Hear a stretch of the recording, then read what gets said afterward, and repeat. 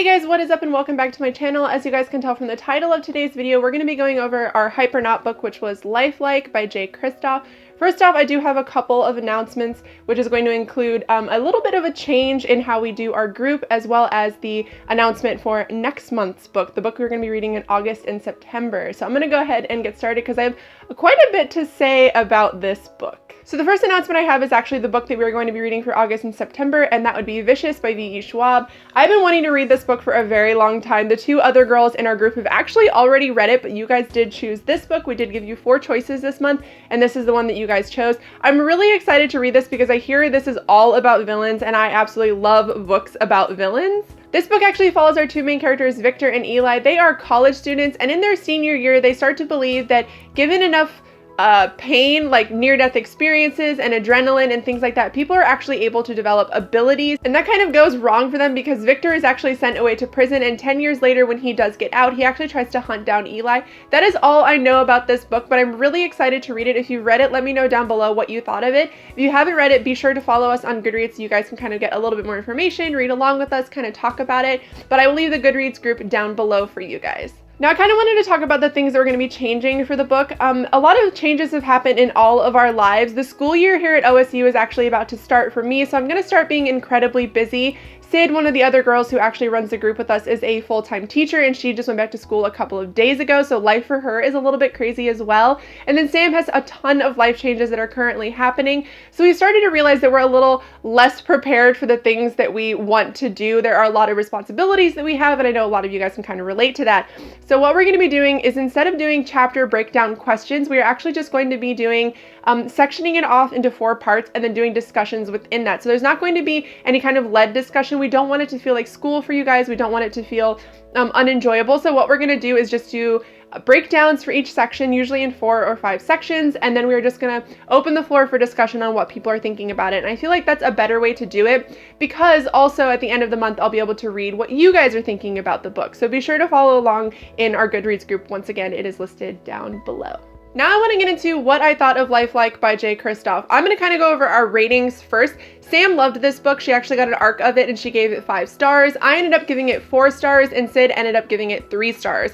I think this is another one of those books that is dependent purely on the author. I think a lot of people are really going to love this because they just love Jay so much, and I would definitely agree. I think that is one of the reasons why I did like it as much as I did, because it has a lot of Jay in it. It follows our main character, Eve. She kind of lives on the outskirts of town in very, very rundown town. She does actually fight robots. She builds and fights them, and that is her income to keep her family afloat with her grandfather that she lives with. And she does this because he actually has some sort of cancer, which is brought on by the radiation from the world that they live in.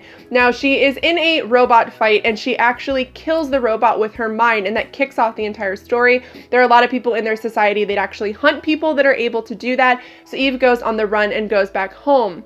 While she is out trying to scavenge, she actually finds a robot that is left over named Ezekiel. Now, Ezekiel is way sentient. He is able to formulate his own thoughts and opinions, and he has his own past, and his past is actually linked with Eve. Now, Eve is not who she says she is or who she thinks she is, and that is because she has been lied to about where she is from. I really liked the theme of this book. I really liked the idea. The only thing that I kind of struggled with when it comes to the plot is there was a lot of drawing between this and the Bible, which I didn't necessarily notice at first, but Sid actually pointed it out, and from that point, it kind of tainted it a little bit for me. A lot of the characters are named from Bible characters. Obviously, her name is Eve. The other main character's name is Ezekiel. There was a little bit of a love story in this, and while I did enjoy it, I felt it a little bit rushed. I can kind of see where Eve was struggling throughout the love story, but Ezekiel kind of has this previous past with her, and it was never really explained. There were little snippets of it, but I just wanted a little bit more. This is quite a short book, however. The chapters are pretty short. The book itself is really short, and for me, it just felt a little bit rushed. And definitely in the middle of the book, however, it did sort of lag, and I was a little bit confused as to what was happening at points.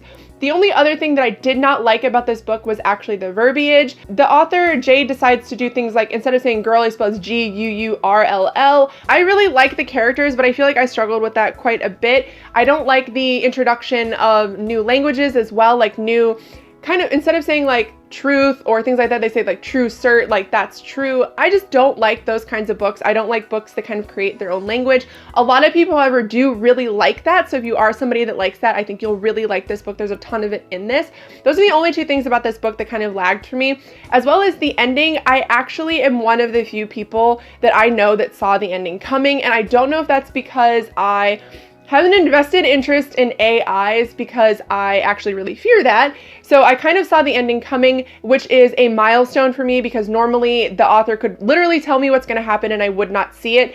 But unfortunately, I did see it in this, and it's kind of a fluke. I don't know anybody personally who was able to see it, and I don't know why I was able to. Maybe I saw a spoiler or something and I can't remember it, but I did see the ending coming, so that definitely took away from me for the story. But overall, I thought it was a really enjoyable story. I like all the characters. I like the storyline itself. I just wish there was a little bit more development. I will obviously still be picking up the second one, and I just genuinely enjoyed it, and let me know down below what you thought of it. Now, would I say this book is hype or not? I would definitely say it is very hype, because Jay is a well-beloved author. Do I think it is as amazing as everyone else thinks it is? I would have to say no. I don't think it's a book that I think everybody needs to read. I will say the ending, if you don't see it coming, is amazing. I think this is what people either really love or really hate about the series. But the problem that people are having is that the book is really slow in the beginning, but it's one of those books where the ending makes it absolutely worth it. But to get through that much of a book to really just get to the ending is kind of a little bit annoying. Sam, as I said, obviously loved this book and definitely thinks that it is worth the hype. So this is a book that we're definitely split 50-50 on. I'm right smack in the middle. Sam's all the way about this and thinks that it's wonderful, and Sid just didn't really enjoy it. So for me, I would have to say no, I don't think it's hype or not. However, I think that the second book is going to be, because I feel like Jay's going to have a lot of that story kind of laid out. I think there's going to be a lot more development. You know, we have all the bare bones, because that's kind of what this book was. And I think that it'll be really enjoyable. Had this been a standalone, I think it would have been hyped, because I feel like he would have had more time to sit down and edit and, you know, just like set everything up, and we wouldn't have so much of a build in this book for the rest of the series. And I think it would have been done well as a standalone. But like I said, that is just my opinion. I think that obviously Sid didn't really like it at all. Sam loved it. So this is definitely a book that people are very, very divided on. It is kind of a controversial book right now in the booktube community, not because it's necessarily done poorly, but like I said, because Jay is such a beloved author that I feel like it's kind of either really, really hit or really, really missed for a lot of people. But like I said, let me know down below if you did follow along what you guys thought of it. And once again, I will list the Goodreads group down below. But I hope you guys are having an excellent week, and I will see you guys in my next video. Bye!